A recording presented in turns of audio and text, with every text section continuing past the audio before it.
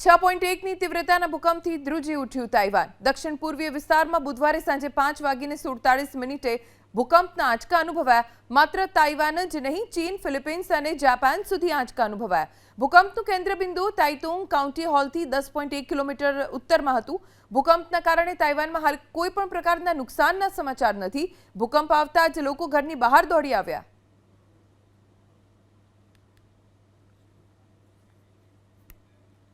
6.1ની તીવ્રતાના ભૂકંપથી ધ્રુજી ઉઠ્યું તાઇવાન। દક્ષિણ પૂર્વીય વિસ્તારમાં બુધવારે સાંજે 5:47 ભૂકંપના આંચકા અનુભવાયા। માત્ર તાઇવાન જ નહીં, ચીન, ફિલિપિન્સ અને જાપાન સુધી આંચકા અનુભવાયા। ભૂકંપનું કેન્દ્રબિંદુ તાઇતુંગ કાઉન્ટી હોલથી 10.1 કિલોમીટર ઉત્તરમાં હતું। ભૂકંપના કારણે તાઇવાનમાં હાલ કોઈ પણ પ્રકારના નુકસાનના સમાચાર નથી। ભૂકંપ આવતા જ લોકો ઘરની બહાર દોડી આવ્યા।